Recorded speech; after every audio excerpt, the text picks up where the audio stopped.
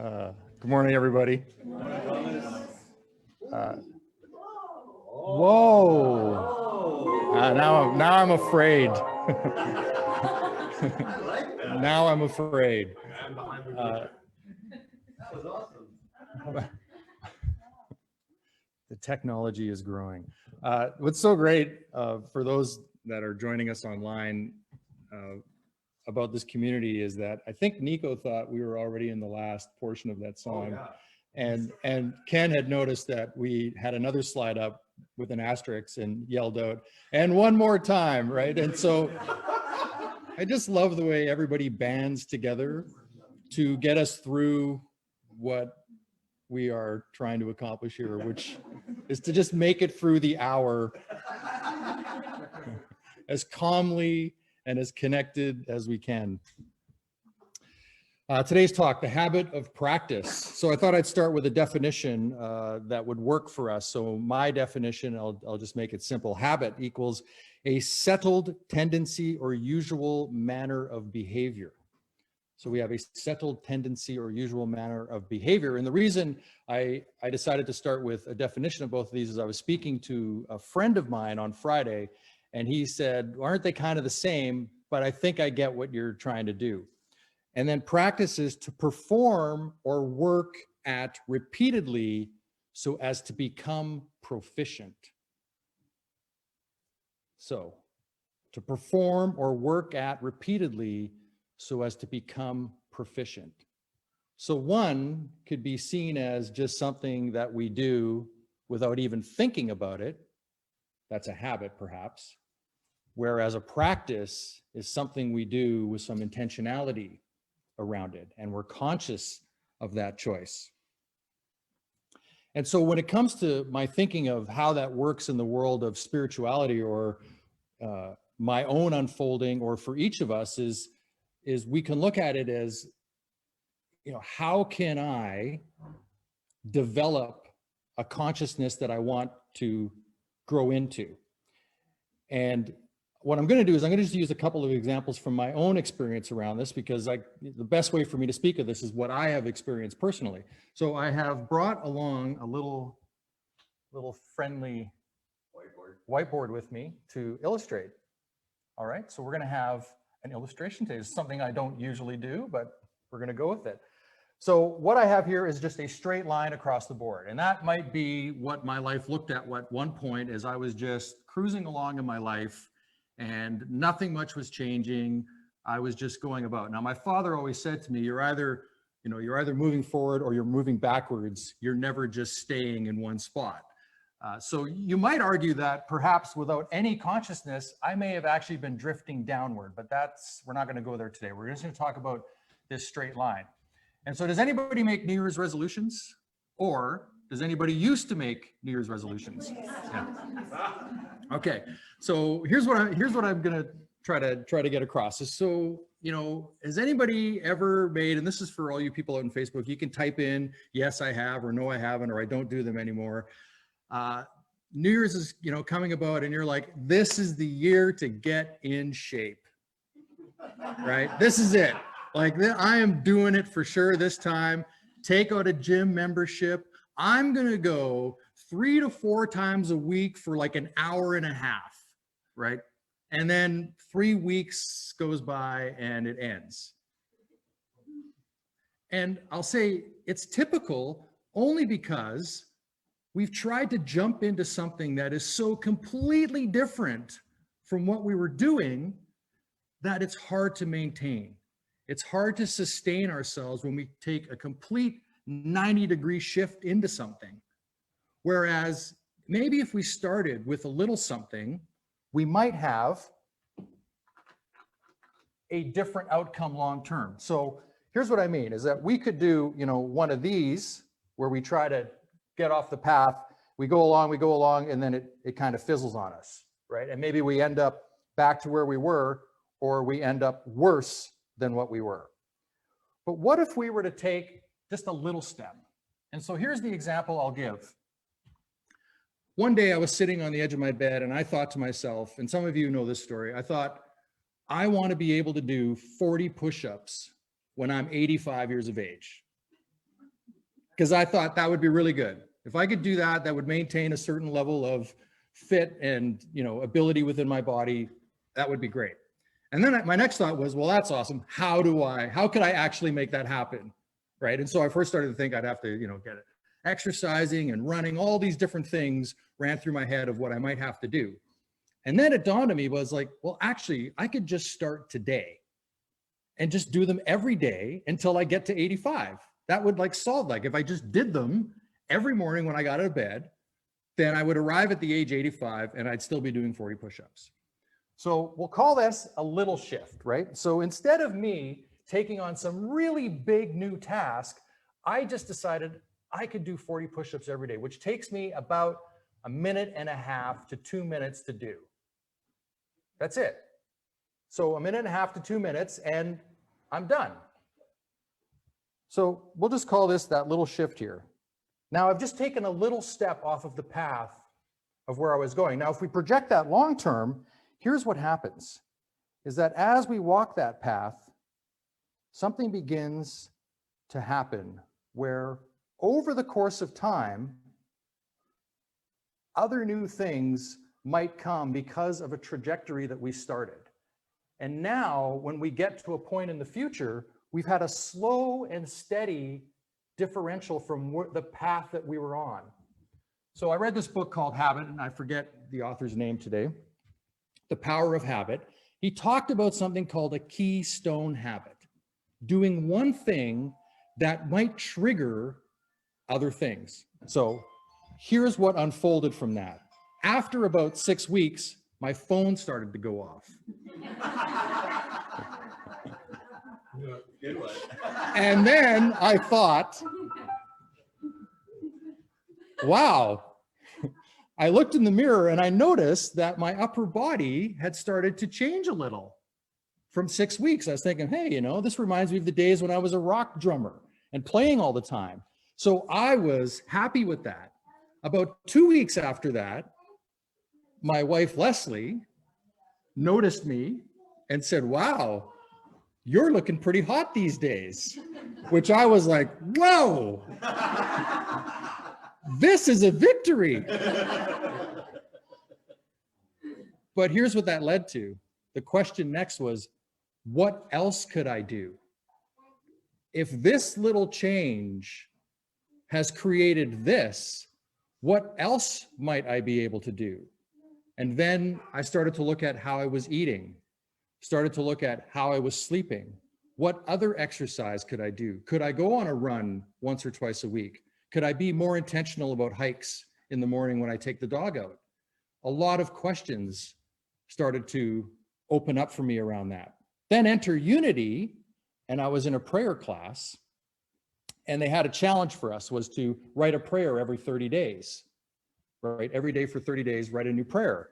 And I thought, well, what if I did that for a year? What if I did a prayer every day for 365 days? Well, then that required me to have some silent time in the morning. So what started off as literally 3 minutes of meditation is all I asked of myself. 3 minutes. Could I just sit for 3 minutes and think up something, connect with myself that would have me write something that meant something to me on a spiritual level? Could I do that? Well, the answer was yes. And that then turned into, it wasn't immediately that I thought of 365 days. I think it was after the 30 days, I phoned a friend of mine and said, will you hold me accountable? I want to do this for a full year. And he said, sure. So I shared it with him every day as a text, what I was writing. But that 3 minutes of meditation every day has grown to where this month, because I track this stuff for myself, the month of October, I spent 22 hours in meditation. Wow. Now, I never thought that I would be a person that could do that.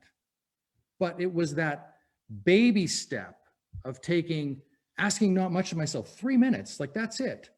And that practice every day began to grow. For those that are curious, my push-ups, I just achieved 1,500 consecutive days earlier this week, which means I've done a minimum, and the deal is a minimum of 40. I've done a minimum of 60,000 push-ups. right?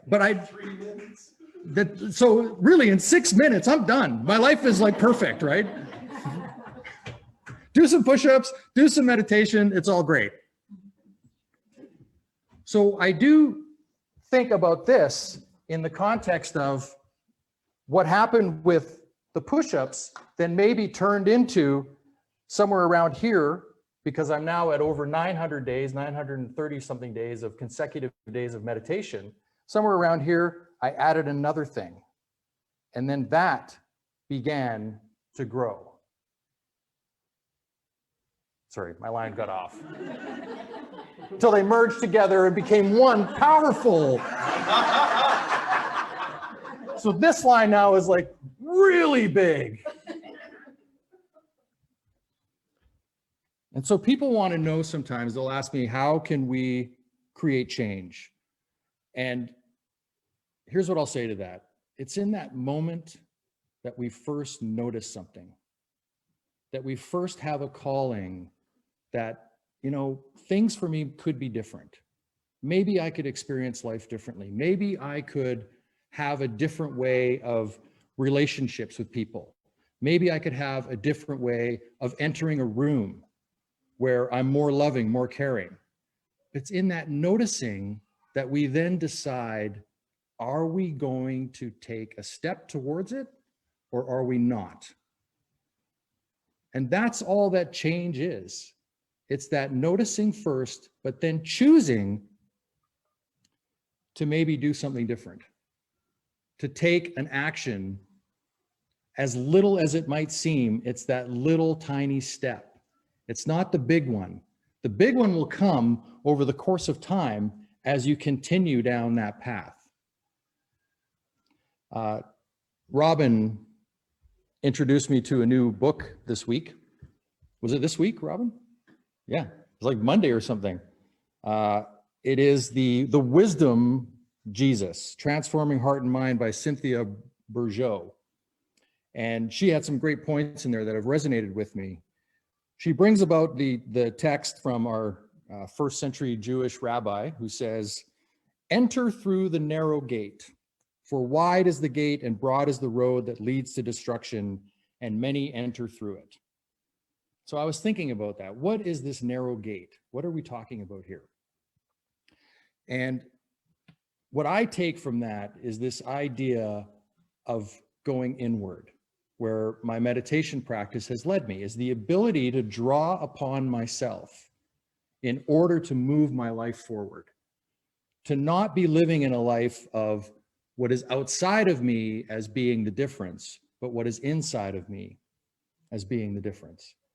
And I love the 12 powers, which I call 12 core abilities. We have all of these are core abilities that we have. They're principles that we can live at. And so how might that look? How might that look? So if we go through them, and I invite you to just, you know, at this moment, if you can, just close your eyes and just be with the conversation. So we can all have faith. Well, if we call upon faith from somebody else, it's not going to do anything for us. If we call upon our own faith, our own ability to believe in what we don't know might unfold, but to have that trust and faith that I'm on the path that suits me, I'm on the path that speaks to me. That's what faith is for me. And it's calling upon that from ourselves that's going to make the difference.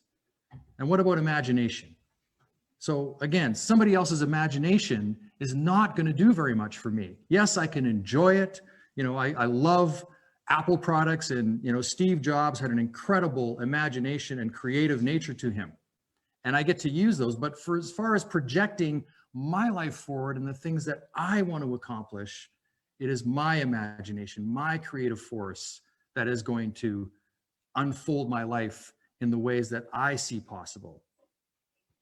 Next, we have life. And life is that vitality, right? That energy within us to live our lives, to be the life force that we truly are. Well, the next is love. And love to me is everything. When we operate from a place of love, nothing can penetrate us. We can overcome all things through love and kindness. And next is order. Again, somebody else's orderly life is not going to do much for me. So I have to create order within my life. I have to put in order the things that are important to me to do.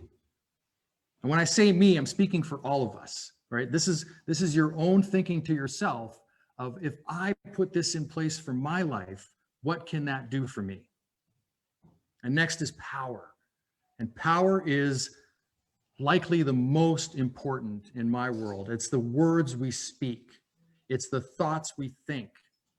That is our power. We have that ability. And it's acting upon those things and using all of our core abilities that move us forward. And this month, November 1st, is release. The power of release, the ability to let things go, the ability to allow the past to be the past, the ability to maybe change the things that are in our life. Maybe the connections that we have aren't supporting us in the way that they could. Next is understanding. Being able to understand not only ourselves, but understand the world around us. To be able to think and put things in order with understanding is our ability to do that. When we can do that, we can calm and center ourselves. Next is will. The will to continue on a path. That's what it requires. We need the will. Along with that goes strength. We need to conjure up that strength within us when the days that we don't feel like doing it. And then wisdom. Well, we all have our own wisdom.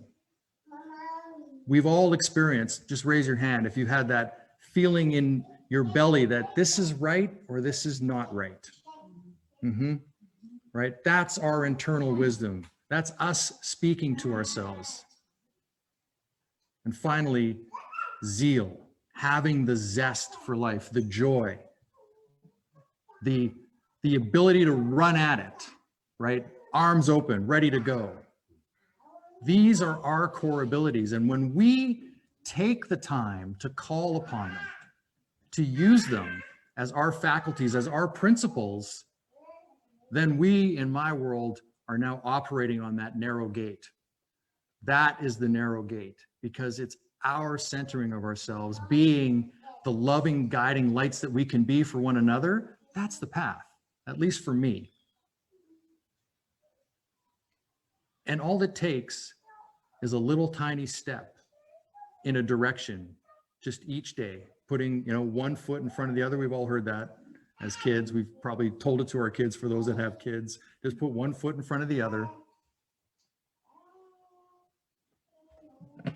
That is the narrow gate. And I want to bring this to a couple of things. So from the Karaniya Metta Sutta from Buddha, we have radiate boundless love towards the entire world. So when we look at a practice, we can look at outside influences. So, there's people that use crystals. There's people that use tarot cards, maybe palm reading, things like that. These are all great in maybe introducing us to a way of being. However, it's the work inside of us. It's that work that will begin to flourish outward. So going back to our first century Jewish rabbi, love for enemies. But to you who are listening, I say, love your enemies, do good to those who hate you, bless those who curse you, pray for those who mistreat you, do to others as you would have them do to you. And I want to unpack this a little, because he goes on further to add to the depth of this. If you love those who love you, what credit is that to you? It's pretty easy to love somebody who loves you, right? There's not a lot at risk. We're not putting a lot on the table when we allow somebody to love us first and then we return it. Even sinners love those who love them. And let's qualify the word sinners. So sin is missing the mark. That's what it means in Old English way back, is the archer would miss the mark. So if we take this to our 12 core abilities, we could think about maybe we have missed the mark of the person we want to be. And that's okay. That's where we use something like release. We let that go. Hey, I'm going to do better. I've noticed that about myself. Again, I've had that awareness. I can see it. Now what can I do about it? Right? That's what the game is. I've noticed this. I'm aware. What can I do? And if you do good to those who are good to you, what credit is that to you? Again, yeah, somebody did good for me and I returned the favor. Awesome. Pretty simple to do. Even sinners do that. So even those that have missed the mark will do that. And if you lend to those from who you expect repayment, what credit is that to you? Even sinners lend to sinners expecting to be repaid in full. See, the wisdom in this teaching is far deeper than just some words on a page if we want to look at it, because it's calling to us at a deeper level. It's asking us, how much more can we be? What more can we ask of ourselves in the face of dealing with others? Love your enemies, do good to them, and lend to them without expecting to get anything back.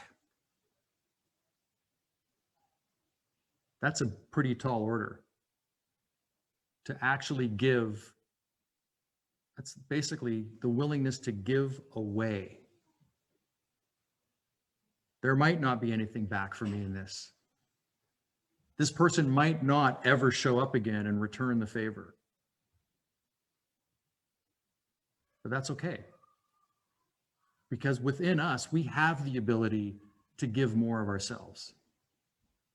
To just move on as if, hey, I feel good about that. I'm not going to worry about whether they're going to repay it. Because likely what I've learned is somebody else does. They might not, but somebody else shows up. Somebody like Robin comes over to my house this week and introduces me to a book that is changing some of the perceptions that I have. That is a gift. He probably didn't know the impact he would have when he shared that with me, but it's been great because it's almost like perfect timing, because the very conversations I'm having in seminary school revolve around the conversation that is happening in this book, and it's allowing me to frame things and question things differently.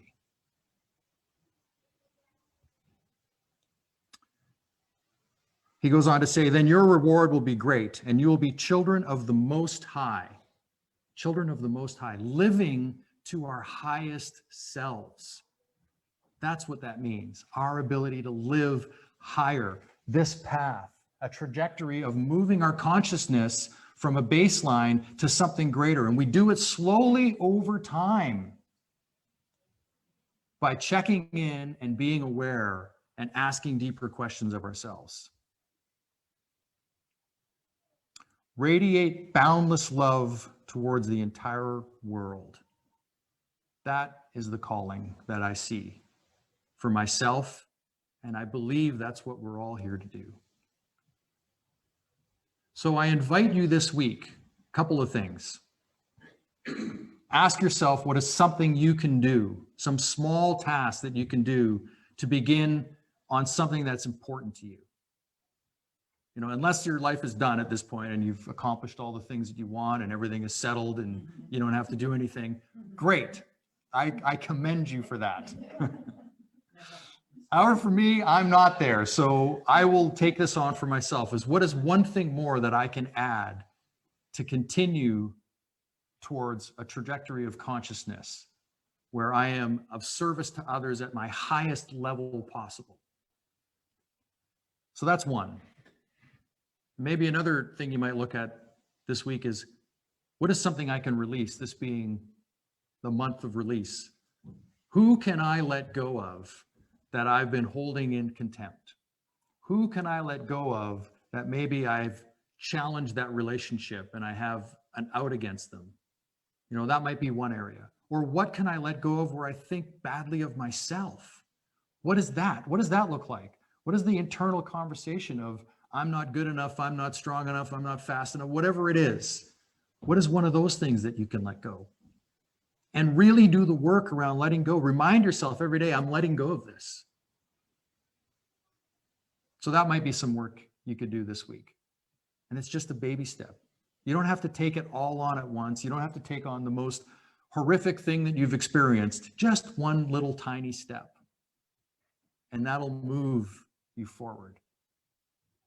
And you'll think back to that day at some point and think, wow, look at the gap. When I think back to this day, the gap of where I have come to now and where I'm headed is, I don't even recognize myself from where I was. So with that, I invite you to take a few moments with me now as we call upon ourselves. Just settle in. And if you're sitting, just feel your feet firmly planted on the floor.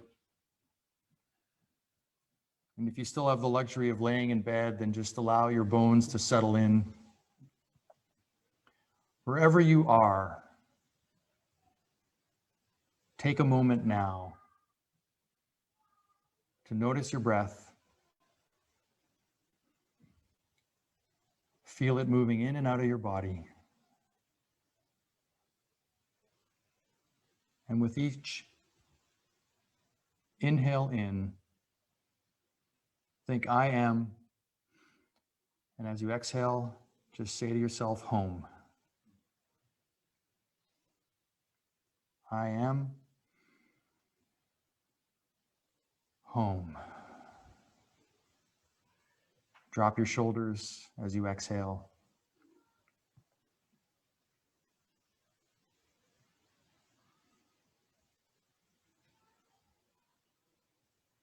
And invite yourself to love a little bit more.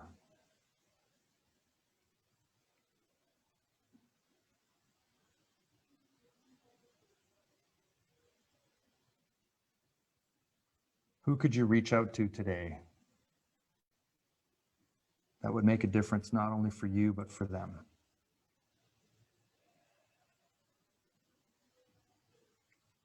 Maybe it's just a text, maybe it's a phone call, maybe it's an email.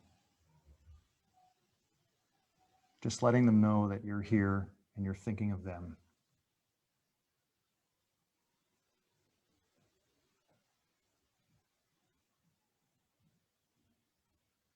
And what is one thing you could step into this week that's calling you?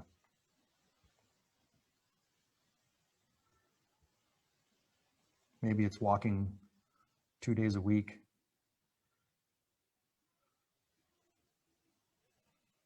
Maybe it's giving up a food that doesn't really work for you that well.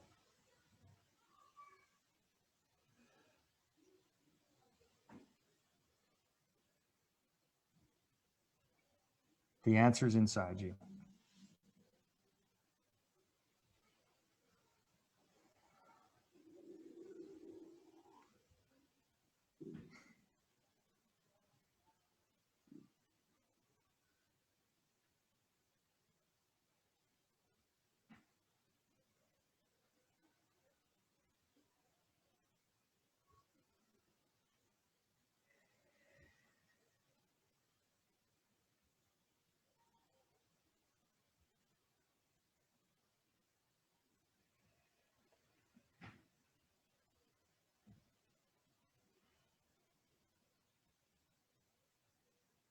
We call upon that spirit within to guide us, to nurture us, to share love.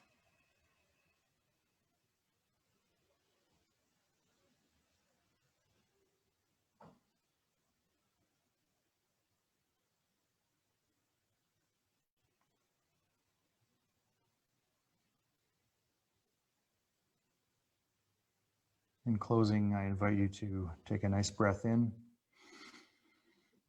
Let it go. Let's honor each other with a little nod, some prayer hands. Thank you so much, everybody. Stay blessed.